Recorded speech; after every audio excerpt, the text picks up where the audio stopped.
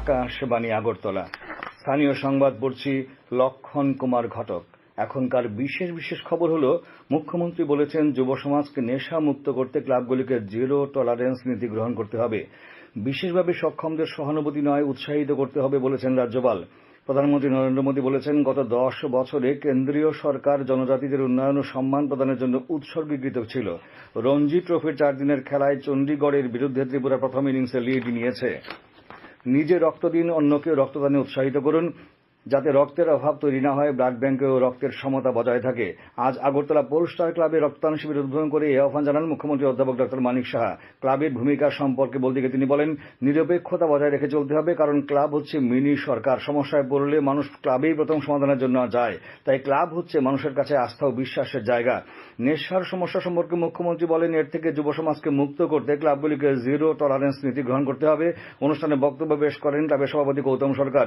অনুষ্ঠানে উপস্থিত ছিলেন আগরতলার মেয়র দীপক মজুমদার, কর্পোরেটর ভাস্বতী দেববর্মা প্রমুখ। শিবিরে মোট 23 জন রক্তদান করেন। মুখ্যমন্ত্রী বলেন,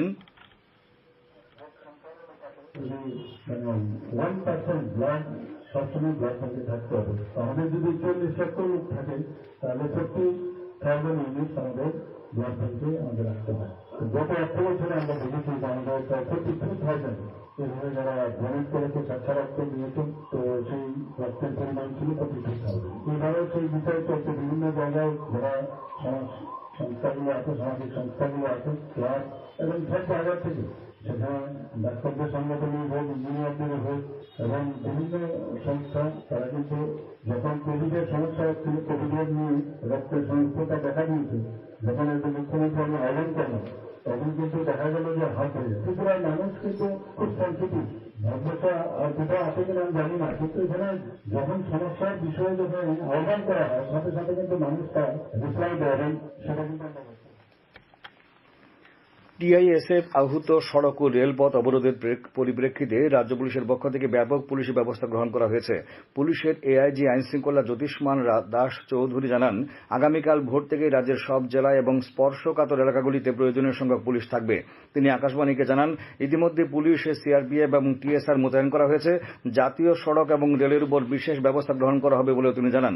উল্লেখ্য, ত্রিপুরা মধ্যশিক্ষা পর্ষদ এবং সিবিএসইর মাধ্যমিক এবং উচ্চ মাধ্যমিকে ককবরক বিষয়ের পরীক্ষায় বাংলা এবং রোমান হরফে লেখার অনুমোদনের বিজ্ঞপ্তি জারির দাবিতে আগামীকাল থেকে ছাত্র সংগঠন Tripura indigenous students federation TISF রাজ্য জুড়ে অনির্দিষ্টকালের জন্য সড়ক ও রেলপথ অবরোধের ডাক দিয়েছে। বিরোধী দলনেতা অনিমেষ দেববর্মা সিবিএসই এবং টিবিএসসিতে ককবরক বিষয়ে পরীক্ষায় বাংলা এবং রোমান হরফ বহাল রাখার দাবি জানান। বামপন্থী যুব সংগঠন টিওয়াইএফ প্রতিষ্ঠা বার্ষিকী আগামীকাল নানা কর্মসূচির মধ্যে দিয়ে পালিত হবে বললেন সংগঠনের সাধারণ সম্পাদক কুমুদ দেববর্মা। আজ আগরতলায় সাংবাদিক সম্মেলনে তিনি জানান, মূল অনুষ্ঠানটি হবে আগরতলার ছাত্র যুব ভবনে। তিনি আরো বলেন, রোমান হরফে ককবরক চালু নিয়ে বন্ধের সমর্থন আমরা করি না, তবে গণতান্ত্রিক উপায়ে এই দাবিতে লড়াই অব্যাহত থাকবে। সাংবাদিক সম্মেলনে উপস্থিত ছিলেন টিএসইউর সাধারণ সম্পাদক সুজিত ত্রিপুরা। রাজ্যপাল ইন্দ্রসেনা রেড্ডি নাল্লু বলেছেন, বিশেষভাবে সক্ষমদের সহানুভূতি নয়, উৎসাহিত করতে হবে। তিনি আজ আগরতলার শিশু উদ্যানে কেন্দ্রীয় সামাজিক ন্যায় ও ক্ষমতায়ন মন্ত্রকের উদ্যোগে 6 দিনব্যাপী দিব্য কলা মেলার সমাপ্তি অনুষ্ঠানের সূচনা করেন। অনুষ্ঠানে কেন্দ্রীয় সামাজিক ন্যায় ও ক্ষমতায়ন প্রতিমন্ত্রী প্রতিমা ভৌমিক বলেন, দিব্যাঙ্গজন আত্মনির্ভর না হলে দেশ আত্মনির্ভর হবে না। তিনি আরও বলেন, বিশেষভাবে সক্ষমদের উন্নতির জন্য সরকার সবসময় আন্তরিক। কেন্দ্রীয় সরকারও বিশেষভাবে সক্ষমদের উন্নতির জন্য বিভিন্ন উদ্যোগ নিয়েছে।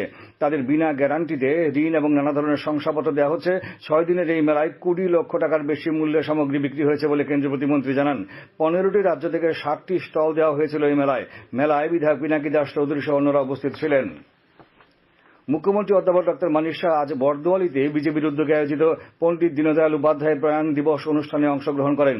অনুষ্ঠানে মুখ্যমন্ত্রী বলেন, দীনদয়াল উপাধ্যায় হচ্ছেন একাত্ম মানবতাবাদ ও অন্ত্যোদয়ের প্রণেতা এবং ভারতীয় জনতা পার্টির প্রাণপুরুষ। তিনি চেয়েছিলেন সমাজের অন্তিম ব্যক্তির উন্নয়ন। তার চিন্তাধারা সামাজিক, অর্থনৈতিক, রাজনৈতিক ক্ষেত্রে সবাইকে দিশা দেখাবে। ত্রিপুরা প্রদেশ বিজেপি কার্যালয়ে আজ পণ্ডিত দীনদয়াল উপাধ্যায়ের প্রয়াণ দিবস সমাপন দিবস হিসেবে পালন করা হয়। উপস্থিত ছিলেন দলের রাজ্য সভাপতি রাজীব ভট্টাচার্য, সমাজ কল্যাণ সমাজশিক্ষা মন্ত্রী টিঙ্কু রায় সহ বিভিন্ন পদাধিকারীগণ, কার্যকর্তারা। অনুষ্ঠানে শ্রী ভট্টাচার্য বলেন, রাষ্ট্র নির্মাণ ও সমাজ গঠনের ক্ষেত্রে তাঁর ভূমিকা ছিল খুবই গুরুত্বপূর্ণ। তিনি বলেন, দীনদয়াল উপাধ্যায়ের আদর্শকে সামনে রেখে মুখ্যমন্ত্রী অধ্যাপক ডক্টর মানিক সাহার নেতৃত্বে বর্তমান রাজ্য সরকার ও বিজেপি দল সমাজের অন্তিম ব্যক্তি পর্যন্ত পৌঁছানোর চেষ্টায় অগ্রসর হচ্ছে। এনএফ রেলওয়ের নির্মাণ শাখার জেনারেল ম্যানেজার সতীশ কুমার পান্ডে সংবাদ মাধ্যমের কাছে জানিয়েছেন, আসামের লঙ্কা রেল স্টেশন থেকে চন্দ্রনাথপুর পর্যন্ত বিকল্প রেল লাইন নির্মাণে সমীক্ষা করা হচ্ছে। এই লাইন হলে ত্রিপুরা শিলচরের ট্রেন যাত্রীদেরও সুবিধা হবে। চন্দ্রনাথপুর থেকে আগরতলা পর্যন্ত রেল লাইন ডাবলিং করার বিষয়ে এনএফ রেলওয়ের পক্ষ থেকে রেলওয়ে বোর্ডে চূড়ান্ত রিপোর্ট জমা দেওয়ার কাজ চলছে। তিনি আরও জানান, আগরতলা পর্যন্ত রেল লাইন বৈদ্যুতিকীকরণের কাজ চলছে দ্রুতগতিতে। আগামী এপ্রিল মাস নাগাদ এই কাজ শেষ হবে বলে তিনি আশা প্রকাশ করেছেন। শ্রী সারদা সমিতির উদ্যোগে আগরতলার গাঙ্গাইল রোডে রামকৃষ্ণ মিশনে আজ এক স্বেচ্ছা রক্তদান শিবিরের আয়োজন করা হয়। শিবিরের সূচনা করেন আমতলীর বিবেকনগর রামকৃষ্ণ মিশনের স্বামী বোধিরূপানন্দজি মহারাজ। তিনি বলেন, রক্তদান জীবনে প্রেমের একটি শ্রেষ্ঠ উপায়। শিবিরে 31 জন রক্তদান করেন। এদিকে আগরতলার ধলেশ্বরস্থিত সব্যসাচী ক্লাবের উদ্যোগে আজ রক্তদান শিবিরের আয়োজন করা হয়। উপস্থিত ছিলেন সমাজ কল্যাণ সমাজ শিক্ষামন্ত্রী টিঙ্কু রায়, বিজেপি রাজ্য সভাপতি রাজীব ভট্টাচার্য, আগরতলার ডেপুটি মেয়র মনিকা দাস দত্ত সহ ক্লাবের সদস্য সদস্যগণ রক্তদাতারা। আগরতলা রেল স্টেশনে আজ কাঞ্চনজঙ্ঘা এক্সপ্রেসে তল্লাশি চালিয়ে 3 জন বাংলাদেশী নাগরিক সহ 6 জনকে গ্রেপ্তার করেছে রেল পুলিশ। আগরতলা জিআরবি থানার পুলিশ জানিয়েছে, 3 জন বাংলাদেশী নাগরিককে কাঞ্চনজঙ্ঘা এক্সপ্রেসে করে কলকাতায় নিয়ে যাচ্ছিল ধৃত 3 জন ভারতীয় নাগরিক। কমলপুর শ্রীকৃষ্ণচন্দ্র দ্বাদশ শ্রেণী বালিকা বিদ্যালয়ে আজ department of biotechnology, natural resource awareness তথা ডিএনএ ক্লাবের উদ্বোধন হয়। উদ্বোধন করেন সাংসদ রেবতী ত্রিপুরা। অনুষ্ঠানে উপস্থিত ছিলেন বিধায়ক মনোজ কান্তি দেব, জেলা পরিষদের ভারপ্রাপ্ত সভাধিপতি অনাদি সরকার সহ অন্যান্যরা। আগরতলার ভগৎ সিং যুব আবাসে আজ ভারতীয় জনতা পার্টি ত্রিপুরা প্রদেশের উদ্যোগে আয়োজন করা হয় লাভার্থী সম্পর্ক অভিযানের। উপস্থিত ছিলেন মুখ্যমন্ত্রী অধ্যাপক ডক্টর মানিক শাহ, বিজেপি রাজ্য সভাপতি রাজীব ভট্টাচার্য, প্রাক্তন মুখ্যমন্ত্রী জিষ্ণু দেববর্মন, আসাম ও ত্রিপুরা সংগঠনের মহামন্ত্রী রবীন্দ্র রাজু সহ অন্যান্য কার্যকর্তারা। অনুষ্ঠানে বক্তব্য রাখতে গিয়ে মুখ্যমন্ত্রী বলেন, ভারতীয় জনতা পার্টির প্রতি জনগণের আস্থা এবং বিশ্বাস যত বেশি বাড়বে, সংগঠন তত বেশি শক্তিশালী হবে।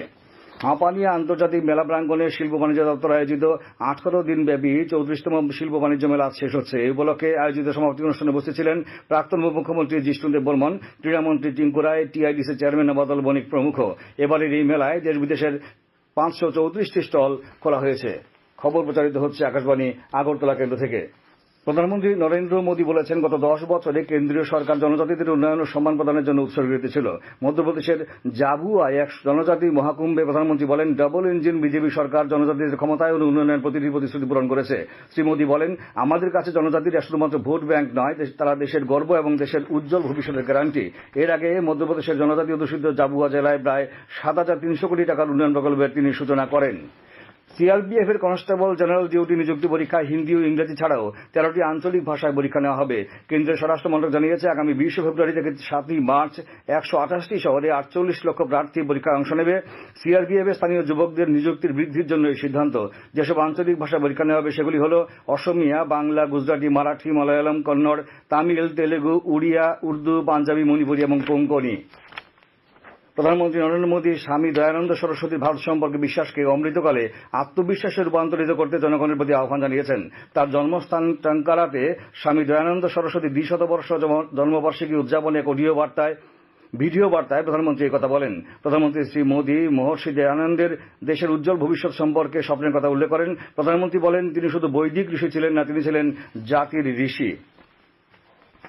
আগামীকাল আকাশ পরিষ্কার থাকবে।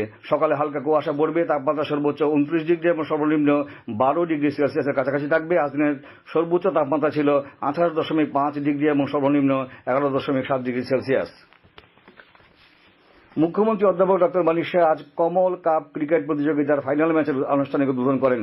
আমতলী বিদ্যালয় মাঠে অনুষ্ঠিত কমল কাপ ক্রিকেট ফাইনাল প্রতিযোগিতার ফাইনালে বণিক ব্রাদার্স বনাম নীলজ্যোতি ট্রাভেলস পরস্পরের মুখোমুখি হয়। ফাইনালে নীলজ্যোতি ট্রাভেলস বণিক ব্রাদার্সকে পরাজিত করে চ্যাম্পিয়নের শিরোপা লাভ করে। পুরস্কার স্বরূপ চ্যাম্পিয়ন নীলজ্যোতি ট্রাভেলসকে টাটা টিয়াগো গাড়ি ট্রফি এবং রানার্স বণিক ব্রাদার্সকে 50,000 টাকা ট্রফি দেওয়া হয়েছে। অনুষ্ঠানে অন্যদের মধ্যে উপস্থিত ছিলেন যুব বিষয়ক ক্রীড়ামন্ত্রী টিঙ্কু রায়, ত্রিপুরা বিধানসভার উপাধ্যক্ষ রামপ্রসাদ পাল, আগরতলা মেয়র দীপক মজুমদার, বিধায়ক মৃণালিনী সরকার, বিশিষ্ট সমাজসেবী রাজীব ভট্টাচার্য প্রমুখ। রঞ্জি ট্রফির 4 দিনের খেলায় চণ্ডীগড়ের বিরুদ্ধে ত্রিপুরা প্রথম ইনিংসে লিড নিয়েছে।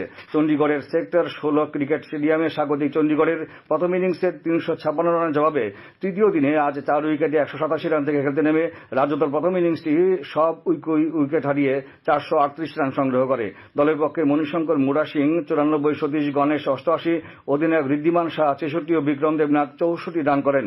চণ্ডীগড়ের গুরিন্দর সিং 117 রানে 4টি উইকেট পান। 82 রানে পিছিয়ে থেকে চণ্ডীগড় দ্বিতীয় ইনিংসে দিনের শেষে কোনো উইকেট না হারিয়ে 116 রান করে। আগামীকাল খেলার শেষ দিন। ত্রিপুরা ও মহারাষ্ট্রের মধ্যে কর্নেল সিকে নাইডু ট্রফি অনূর্ধ্ব 23 বছরের ক্রিকেটে 4 দিনের খেলা আজ থেকে ঔরঙ্গাবাদে শুরু হয়েছে। প্রথমে ব্যাট করতে নেমে রাজ্য দল প্রথম ইনিংসে সবকটি উইকেট হারিয়ে 180 রান সংগ্রহ করে। দলের পক্ষে অমিত আলী 35 রান করে। মহারাষ্ট্রের তানপুরে 47 রানে 5 উইকেট পায়। জবাবে মহারাষ্ট্র প্রথম ইনিংসে দিনের শেষে 2 উইকেট হারিয়ে 135 রান সংগ্রহ করে। শেষ করার আগে বিশেষ খবরগুলি আরেকবার পড়ছি। মুখ্যমন্ত্রী বলেছেন, যুব সমাজকে নেশামুক্ত করতে ক্লাবগুলিকে জিরো টলারেন্স নীতি গ্রহণ করতে হবে। বিশেষভাবে সক্ষমদের সহানুভূতি নয়, উৎসাহিত করতে হবে বলেছেন রাজ্যপাল। প্রধানমন্ত্রী নরেন্দ্র মোদী বলেছেন, গত 10 বছরে কেন্দ্রীয় সরকার জনজাতিদের উন্নয়ন ও সম্মান প্রদানের জন্য উৎসর্গিত ছিল। রঞ্জি ট্রফির 4 দিনের খেলা চণ্ডীগড়ের বিরুদ্ধে ত্রিপুরা প্রথম ইনিংসে লিড নিয়েছে। স্থানীয় সংবাদ শেষ হলো।